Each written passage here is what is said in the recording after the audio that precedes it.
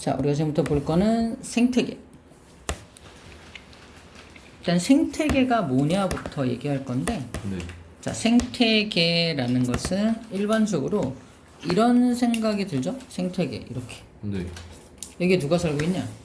그 동식물이요. 동식물이 살고 있지? 네. 그러니까 생태계는 이런 환경만이 아니라, 뭐 강, 숲 이런 것만이 아니라 그 안에 살고 있는 전체 생물들을 모두 포함한 것을 생태계라 그래. 모두 포함한 것. 생태계는 그래서 서로 영향을 주고받는 하나의 체계라고 돼 있잖아. 이 개가 시스템이야, 시스템. 생태 시스템. 시스템이 아까 체계라는 우리나라 용어로 체계화되어 있다. 네. 생물과 다른 어떤 환경들이 서로 영향을 주고받고 있는 시스템화되어 있다. 이걸 생태계라고 합니다. 그래서 생태계는 생물하고 요 바깥에 있는 요 것들을 생물이 아닌 다른 거라 그래서 환경이라 그래. 환경. 네. 생물과 환경이 함께 살고 있는 곳을 우리는 생태계라고 불러준다라는 거죠. 네. 어렵지 않죠? 네. 자, 그 다음 기억해야 될 거는 뭐냐면 그 안에 살고 있는 생물들인데 굉장히 다양한 생물들이 살고 있잖아. 네. 다양한 생물들을 하나하나 이제 조금 이제 집중해서 보면은 거기 살고 있는 생물 한 마리는 개체라 그래. 노루라고 쳐보자. 노루 집단이 있네. 개체가 무리를 이루고 있지. 네. 노루 집단을 우린 뭐라고 한다? 개체군이라고 한다. 개체군.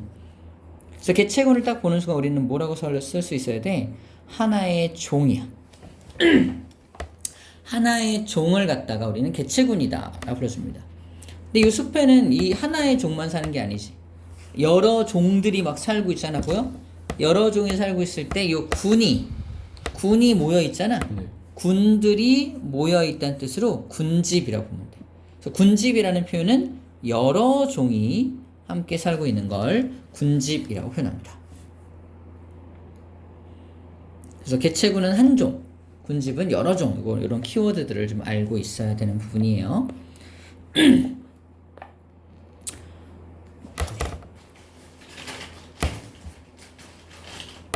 좋아. 자, 그럼 우리가 알고 있는 흔한 생태계는 자연만 생태계라고 생각하기 쉬운데 그렇지 않다. 모두 생태계다. 심하게 말하면 어항도 생태계다. 사람들이 인공적으로 만든 것도 다 생물이 살고 있고 거기 환경들도 있죠. 네. 그러므로 생태계라 불러주는 거야. 공원도 생태계다. 사람들이 인공적으로 만든 것도 생태계가 될 수 있다. 사람들이 인공적으로 만든 연못도 생태계. 사막도 생태계다. 거기도 생물이 살고 있고 환경이 있잖아. 땅이 있잖아. 그지? 네. 자, 이렇게 우리가 알고 있는 열대우림, 삼림, 초원, 갯벌 같은 것들은 생태계인 거 다 알고 있어. 하지만 이런 특이한 생태계들도 있다라는 겁니다. 네. 어항은 작은 생태계고 바다 같은 건 큰 생태계죠. 네. 작은 생태계부터 큰 생태계까지 있다라고 말하는 거고요. 자, 이렇게 자연적으로 형성된 생태계가 열대우림, 삼림, 초원, 갯벌, 사막 같은 게 자연적으로 생긴 생태계라면 연못, 공원, 어항, 텃밭, 저수지 이런 것들은 사람들이 인공적으로 만든 거지 인위적으로 만들어진 생태계입니다. 그래서 인위적으로 만들어진 생태계도 생태계가 맞다라고 얘기할 수 있어야 되는 부분이야. 알겠죠? 네. 자, 이제 그 안에 살고 있는 생물들을 봅시다. 생물들은 스스로 영양분을 만드는 생물들이 있습니다. 우리 뭐라고 한다? 생산자. 그것들을 먹고 사는 것을 소비자. 생산자나 소비자가 이제 땅 속에 죽어서 묻히거나 얘네들의 배설물들을 미생물들이 막 분해하지. 미생물이 분해해서 땅으로 돌려보냅니다. 그것들을 뭐라고 한다? 분해자라고 한다. 분해자. 자, 이렇게 세 녀석은 다 생물적 요인이야. 생물들을 크게 세 가지로 분류하는 거죠. 생태계를 구성하는 건 생물만 살고 있는 게 아니지. 네. 생물적 요인의 반대말은 뭐라고 한다? 비생물적 요인이라고 하고요. 뒤에서 배우지만 비생물적 요인이 공기, 흙, 물, 그죠? 뭐 이런 것들이 이제 빛 이런 것들이 비생물적 요인에 속하게 될 겁니다. 자, 생산자는 왜 생산자라고 한다? 뭘 생산한다? 생산자요? 뭘 생산하지? 양분이야. 양분을 스스로 만들기 때문에 생산자라고 부릅니다. 소비자는 왜 소비자지? 양분을 써서 소비하니까 먹으니까 그죠? 먹이로 한다 소비자라고 합니다. 분해자는 말 그대로 뭐 하니까 분해한다. 유기물을 분해해서 자기네들 쓸 에너지를 얻으면서 살아가는 것들을 분해자라고 하고요. 분해자의 종류를 좀 잘 기억해야 됩니다. 세균이 분해자인 거 느낌이 와, 그지? 네. 곰팡이도 살짝 분해자인 것 같아, 그지? 네. 근데 버섯도 분해자입니다. 버섯이 곰팡이의 일종이야. 약간 곰팡이 비슷한 종류입니다. 균류라고 해서 곰팡이와 비슷한 종류라고 보면 되겠어요. 균류예요. 오케이, 이런 것들이 있다. 자, 비생물적 요인은 생물이 아닌 다른 것들을 말하죠. 빛이나 온도, 물, 토양, 공기 같은 것들이 속하게 됩니다. 네. 자, 이거만 하고 이제 문제를 풀면 되겠네요. 자, 생태계 안에는 잘 봐. 이 그림 봐봐. 네. 생태계 안에는 생물적 요인들도 있고 비생물적 요인들도 있죠. 네. 서로 영향을 주고받는다라고 알고 있는데 누가 누구에게 먼저 영향을 줄 것 같아? 생물적 요인이 비생물적 어떻게? 요인한테 어떻게? 영향을 줘봐 네가 먼저. 아니구나. 비생물적 요인이 생물적 요인한테 그치? 비생물적 낮이었는데 밤이 됐어. 빛이 사라진 거지? 네. 그러니까 생물들이 어떻게 반응한다 이런 거잖아. 그래서 햇빛으로 광합성. 맞아. 다시 햇빛이 나타나면 광합성을 시작한다 이런 거잖아. 그러므로 환경 변화가 먼저라는 거. 환경의 변화는 비생물적 요인이 생물적 요인에게 먼저 영향을 끼친다. 그래서 이거를 작용이라 그래. 작용 써있나요? 네. 작용이라 그래. 작용의 반대말은 반작용이잖아. 그래서 그거에 대해서 자, 빛이 나왔더니 광합성하더라. 광합성은 뭐다? 반작용이라고 불러주는 거야. 그래서 누가 누구에게 먼저 영향을 끼친다? 비생물이 생물에게 먼저 영향을 끼친다. 문제입니다. 토양에 양분이 풍부하면 식물이 잘 자란다. 이건 작용인가 반작용인가? 작용. 토양 먼저 나오고 양분이 풍부하니까 식물이 잘 자라는 거잖아. 네. 비생물이 생물에게 영향을 주는 거니까 작용이라고 말할 수 있어야 됩니다. 반대로 낙엽이 쌓여서 분해되니까 토양이 비옥해진대. 반작용. 이건 생물이잖아. 낙엽. 네. 토양. 네. 생물이 비생물에게 영향을 주는 거니까 네. 반작용이라고 하시면 됩니다. 이건 뭘까요? 풀이 무성해지자 토끼 개체수가 증가한다. 풀도 생물, 토끼도 생물. 이건 생물들 간의 상호작용이야. 작용도 반작용도 아니야. 이거는 이겁니다. 3번입니다. 3번이 그래서 생물들 간의 상호작용, 먹고 먹히는 관계라고도 불러주죠. 네. 이거 괜히 이거 같다. 이건 작용인가 반작용인가 궁금해하면 안 돼. 이건 작용도 반작용도 아닙니다. 네. 자, 그래서 이건 작용인가 반작용인가 이거 찾을 수 없다. 있어 주면 되고, 이거 3번은 작용 반작용도 아니다. 네. 라고 말하는 거야. 그래서 이거를 생물 사이의 상호작용이라고 불러줍니다. 생물 사이의 상호작용이라고 불러줍니다. 생물들 간의 상호작용이다. 좋아요. 여기까지 하고 일단 개념학기 문제 한번 풀고 갑시다.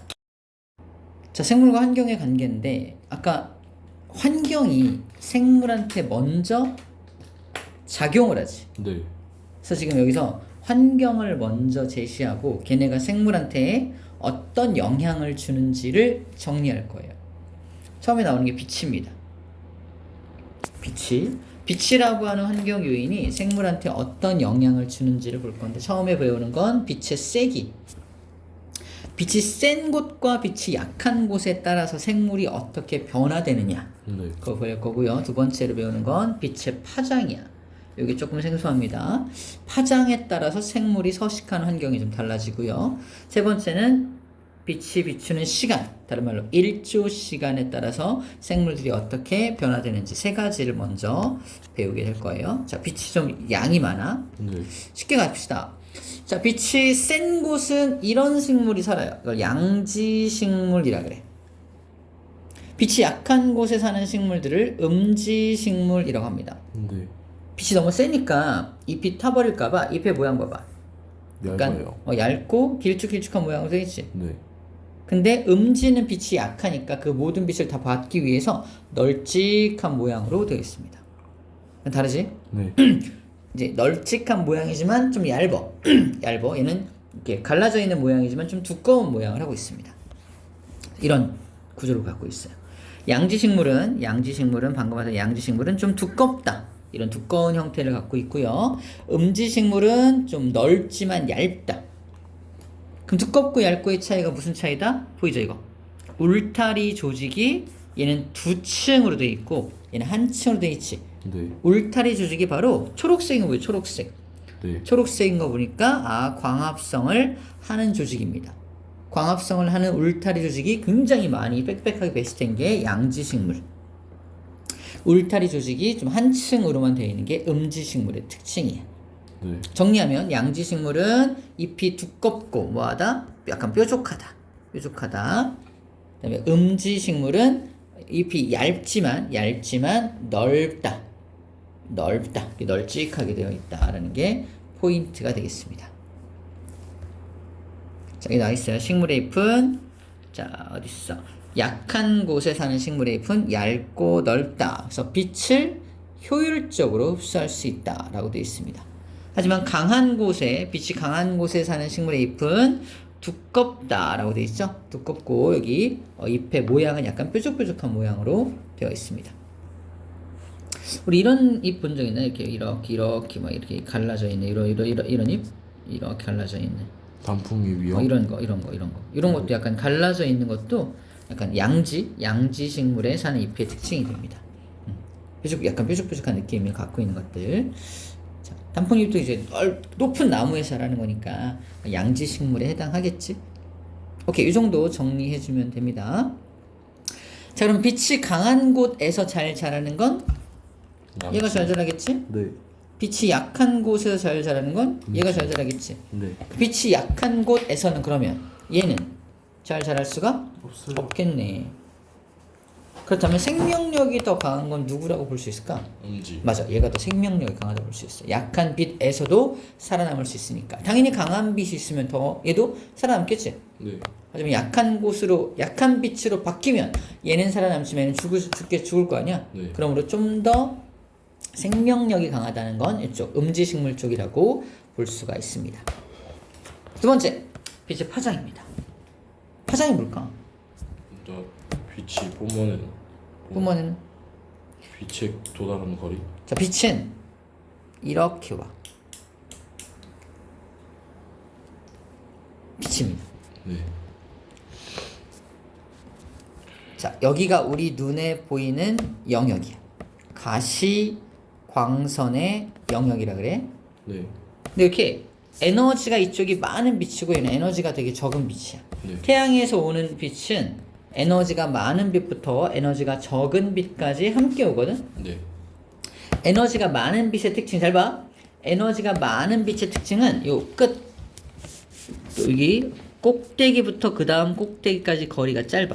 이걸 파장이라 그래. 파동의 길이 파장. 파장이 짧다. 파장이 짧을수록 에너지가 많다는 거지. 네. 그러니까 이런 거야. 엄마 목소리 에너지가 많아서 그래서 약간 강인한 느낌. 선생님이 강의를 자 지금부터 강한 빛을 받은 잎에 대한 강의를 할게요. 이런 거 어떨까? 엄청 졸리겠지. 네. 에너지가 적어서 그래. 파장이 긴 녀석이 에너지가 적어요. 자, 빛은 그래서 에너지가 많은 파장이 짧은 빛도 있지만 파장이 길어서 에너지가 적은 빛도 있다는 거야. 이게 파장이야. 다시 말해서 우리가 눈에 보이는 거로 따진다면 에너지가 많은 빛이 보라색입니다. 우리 빨주노초 파남보라고 말하잖아. 네. 이 빨간색부터 보라색까지가 눈에 보이는데 빨간색의 에너지가 적은 거고 보라색의 에너지가 많은 거야. 그래서 파장에 따른 차이가 뭐냐? 빛의 종류입니다. 색이야, 색. 색깔이 달라지는 거야, 색깔. 자, 빛의 파장은 뭘 의미한다? 빛의 색깔을 의미한다. 빨주노초 파남보라 우리가 배우는 이유가 뭐냐면 봐봐. 빛을 프리즘에 통과시키면 빨간색은 별로 많이 안 꺾이는데 빨주노초 파남보 그래서 보라색은 많이 꺾여서 밑으로 온다. 그래서 빨주노초 파남보라는 뭐가 생긴다? 네가 말한 무지개가 생기는 거야. 그럼 별로 많이 안 꺾이는 요 녀석이 누구다? 에너지가 적은 거고 에너지가 많은 보라색은 더 많이 꺾이는 거야. 네. 중요한 거야. 빨간색은 많이 안 꺾인다. 파란색 계통은 많이 꺾인다. 그래서 여기 봐봐. 빛이 들어갑니다. 빛이 물 속으로 들어가. 네. 물이 무슨 역할을 한다? 프리즘 역할. 프리즘. 빨간색 많이 안 꺾인 거 보여? 네.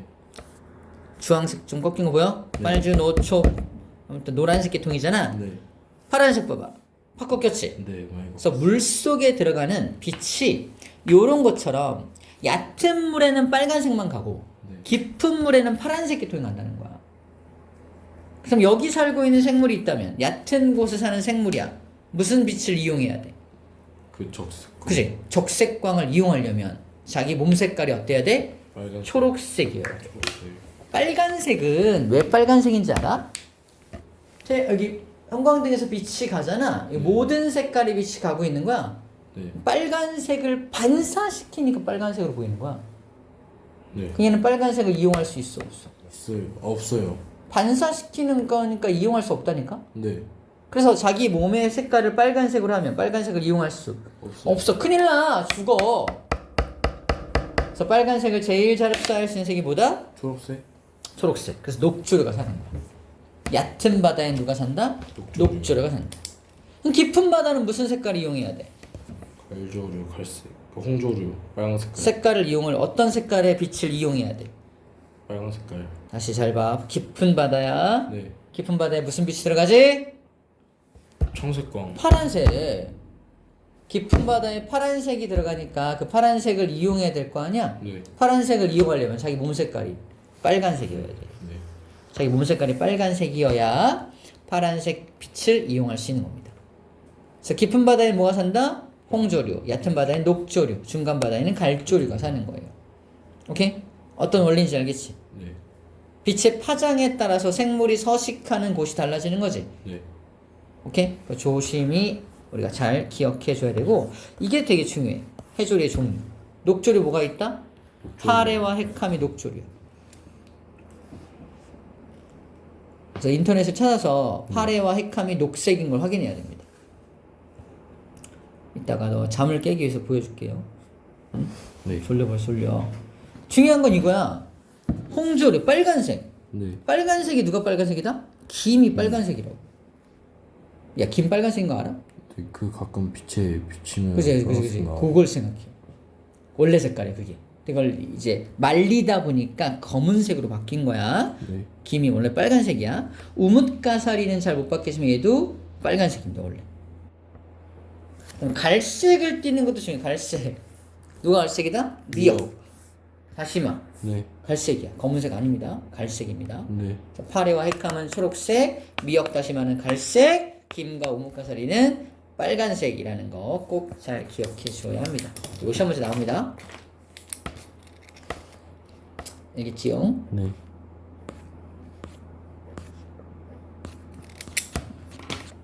자, 이제 1조 시간까지 하고 또 잠깐 또 쉬어야겠네. 큰일 났네.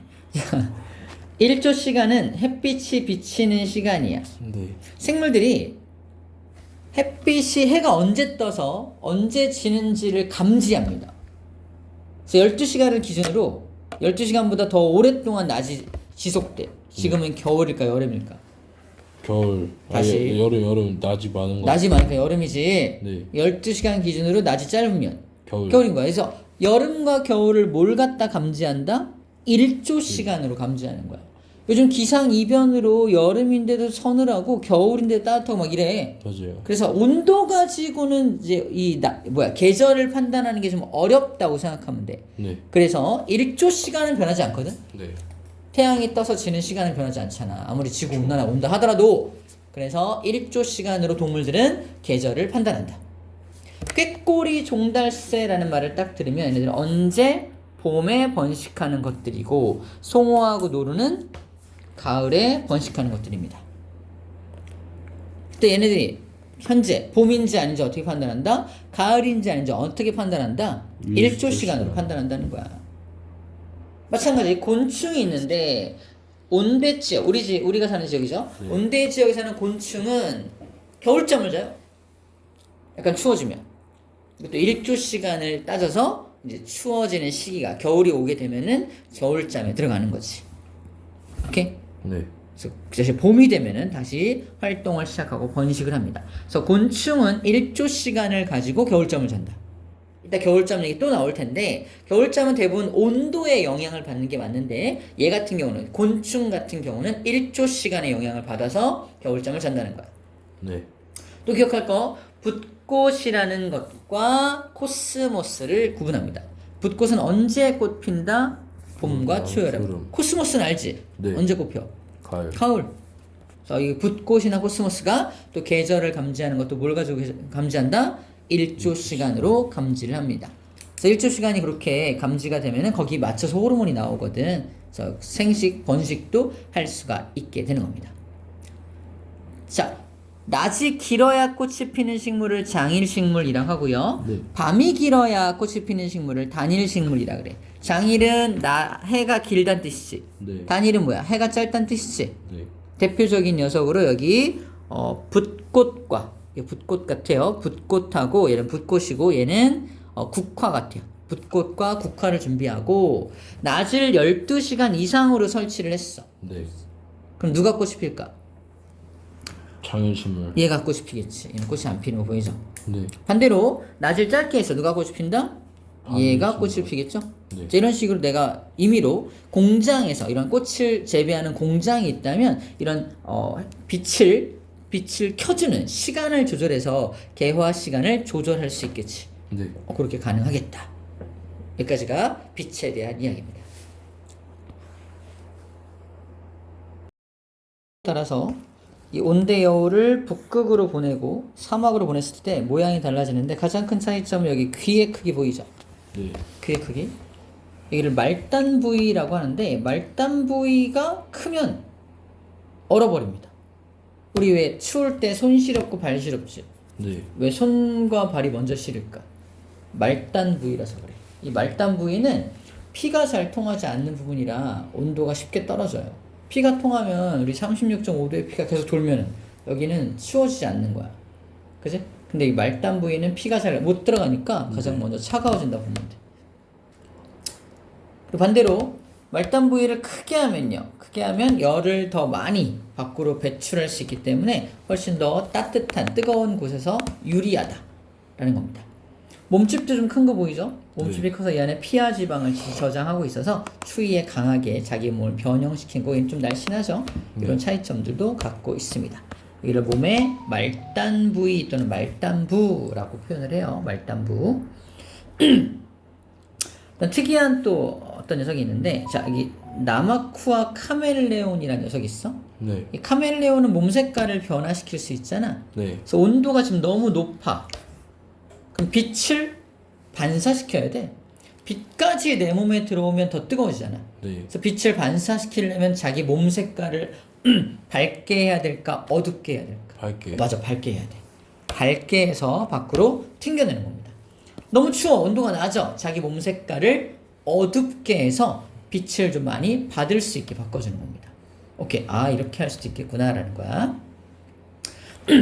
자, 그 다음에 개구리나 곰이나 박쥐, 다람쥐 같은 경우는 추운 겨울이 오면 뭐한다? 겨울잠을 잔다. 개구리, 곰, 박쥐, 다람쥐는 너무 추우니까 먹을 게 없지? 네. 자기 몸이 너무 추워지면은 먹을 것도 없지만 개구리 같은 경우는 변온동물이라서 네. 자기 몸의 온도가 떨어지면은 행동이 느려져. 움직일 수가 없어, 아예. 겨울잠을 자는 게 나아요. 그래서 이런 변온동물들은 자기 몸의 신체 활동, 이걸 신진대사 활동이라 하는데 그것들이 잘 일어나지 않으니까 겨울잠을 자는 거고, 곰, 그리고 박쥐, 다람쥐 이런 것들은 정온동물이야. 우리처럼. 네. 걔네들은 먹이가 부족해서 겨울잠을 잔다 라고 생각하면 됩니다. 겨울잠을 자는 이유가 조금 달라, 그치? 그래서 얘네들은 온도 때문에 겨울잠을 잔다는 거고, 아까 우리가 공부했던 것 중에 곤충은 뭐를 감지해서 겨울잠을 잔다? 1조 시간. 1조 시간을 감지해서 겨울잠을 잤었어요. 너는 왜 겨울잠을 자는 거지? 저요. 나 추워. 너 겨울잠 안 자? 아니, 겨울잠 안 자? 그렇긴 해요. 자, 이제 가봅시다. 자, 방금 본 건 동물들이었고요. 식물들도 이제 온도에 대비해서 이렇게 자기 몸들을 변화를 시킵니다. 너무 추운 경우에 털송이 풀은 털이 나서 이 털로 인해서 뭐 좀 자기 몸을 보온하기 위한 기작이 발달되어 있는 거고, 낙엽수는 가을에 낙엽을 떨어뜨리는 나무를 낙엽수라고 하거든. 네. 낙엽을 왜 떨어뜨리냐면 낙엽이 안 떨어지면 자기 몸에 붙어있지. 네. 붙어있으면 얘가 겨울에 썩어버립니다. 얼어서. 우리도 왜 동상 걸리면 썩어서 그런다고 하잖아. 절단. 그 절단하잖아. 네. 똑같아. 얘도 썩으면 거기서 세균이 번식하게 되고 썩게 된단 말이야. 네. 그게 다른 본 나무에도 영향을 끼치겠지. 네. 그래서 겨울에 갖고 있으면 안 되는 거야. 그래서 가을에 미리미리 떨어뜨려 버리는 겁니다. 이걸 낙엽수라 그래. 겨울을 나기 위해서 어쩔 수 없이 단풍을 떨어뜨려 버리는 겁니다. 낙엽을 떨어뜨려 버리는 거야. 자, 동백나무는 낙엽을 떨어뜨리지 않아. 이는 어떻게 한다? 사계절 내내 푸른 잎을 가지고 있어. 대신에 이 푸른 잎이 되게 두꺼워요. 큐티클층도 있고. 그래서 큐티클층으로 인해서 보온 효과를 가지고 있다. 라는 겁니다. 낙엽을 떨어뜨리는 것도 있지만 낙엽을 떨어뜨리지 않는 나무도 있다. 대신에 그거는 추위를 이기기 위한 어떤 그런 몸의 변화가 있겠지. 네. 자, 이런 것들이 이제 식물들에 적응하는 예들을 지금 살펴본 겁니다. 그렇게 하는 거구나 라고 정리해 주면 되겠어요. 자, 이제 물로 갑시다. 물. 생물은 물이 필요하지.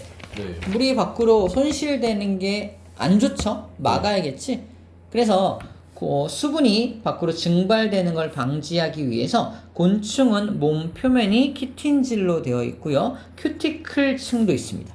키틴질과 큐티클층으로 인해서 곤충의 몸 밖으로 수분이 빠져나가지 않도록 막아주고 있는 거야. 네. 파충류 같은 경우는 비늘로 덮여 있어서 비늘이 밖으로 수분이 손실되는 걸 막아줍니다. 네. 파충류의 알 이렇게 쌓여져 있잖아. 네. 알도 쌓여져 있는 이유가 안에서 밖으로 수분이 증발되지 않도록 막혀져 있는 거야. 껍데기로 쌓여지는 이유가 이겁니다. 그 다음에 사막에 사는 동물들은 밖으로 물이 많이 나가면 안 되지. 네. 오줌도 많이 싸면 안 돼. 땀도 흘리면 안 돼. 그래서 사막에 사는 낙타가 있다면 낙타는 땀을 흘리지 않습니다. 땀으로 소분이 손실될까봐 그런 거야. 네.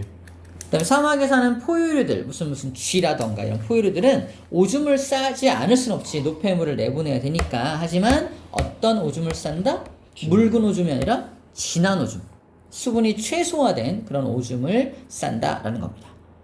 동물들은 이렇게 몸의 수분을 보존하기 위한 기작을 가지고 있고요. 식물들도 물이 많은 곳과 물이 적당한 곳과 물이 별로 없는 곳에 따라서 이렇게 진화가 다르게 되어 있습니다. 육상, 우리가 일반적으로 물이 적당하게 있는 육상은 뿌리가 어느 정도 발달돼 있어요. 네. 그래서 비가 오면 뿌리를 통해서 물을 흡수할 수 있도록. 근데 아예 물 위에 떠서 사는 건 뿌리가 조금만 있어도 물을 충분히 흡수할 수 있습니다. 뿌리의 기능이 뭐야? 물을 흡수하는 거잖아. 네. 그지? 건조한 지역은 어때? 건조한 지역은 물이 별로 없지. 네. 한번 비가 왔을 때 최대한 물을 확보하기 위해서 뿌리가 어마어마하게 발달돼 있다라고 생각하면 돼. 이 안에. 그래서 뿌리의 크기를 보면은 얘가 사는 곳을 알 수 있다는 거지. 네. 육상은 보통 뿌리, 물은 물 위에 사는 것들은 뿌리가 발달할 필요가 없어요. 없어, 그지? 뿌리가 잘 발달되지 않는다. 그래서 뿌리를 통해서 물을 흡수하는 물관을 관다발이라고 하죠. 물관 체관을 합쳐서. 그래서 이런 것도 잘 발달할 필요가 없어. 그런데 물 위에 떠서 살아야 되니까 통기 조직이라서 물에 뜰 수 있는 구조가 잘 발달되어 있는 겁니다. 건조한 지역은 뿌리도 잘 발달되어 있지만 이거 선인장 툭 자르면 어떻게 되는 줄 알아? 이 안에?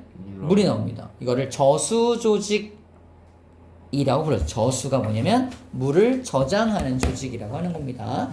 이런 저수 조직이 잘 발달되어 있어서 물을 몸속에 저장하고 있는 거야. 언제 또 물이 부족할지 모르니까. 네. 이런 적응을 하고 있다. 자, 이제 토양입니다. 토양. 땅에. 봐봐. 토양은 우리 생물에게 살아가는 터전을 제공합니다. 땅이 없으면 살 곳이 없잖아. 네.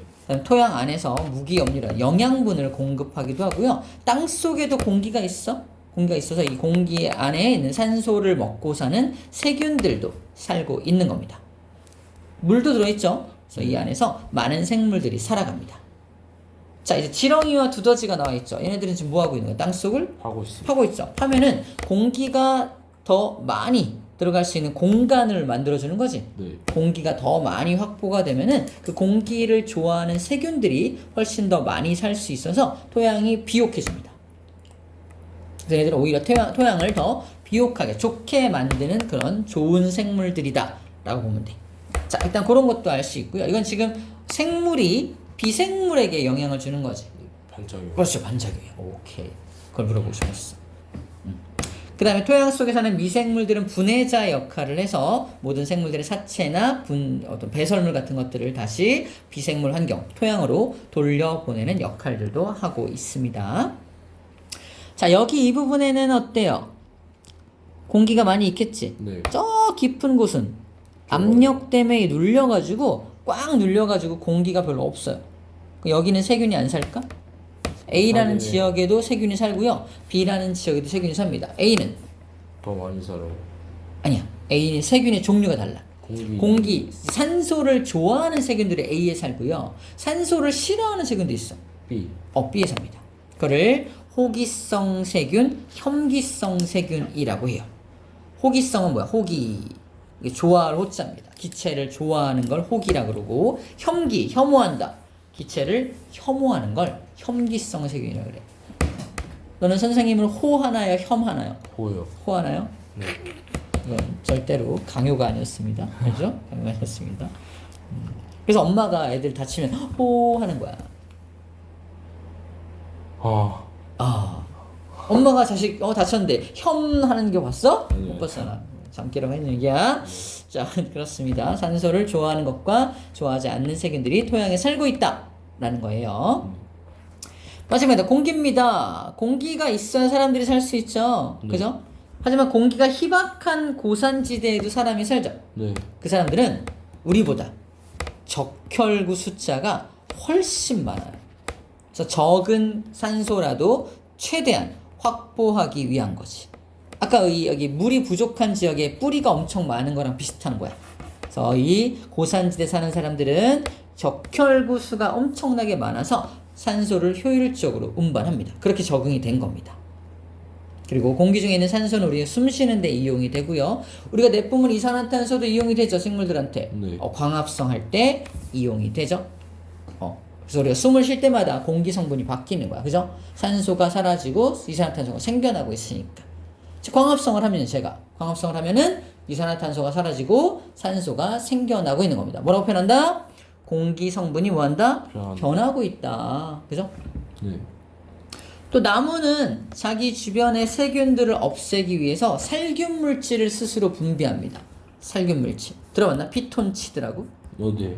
피톤치드 같은 물질이 살균 물질이야. 우리가 숲에 가면 상쾌함을 느끼는 게 다만 산소가 많아서만이 아니라 이 살균 물질로 인해서 뭐가 없어서 세균이 많이 없는 공기야. 깨끗한 공기인 거지. 네. 그래서 우리가 상쾌함을 느낀다라고 생각하면 되겠습니다. 다 했어요. 문제 풀어보자.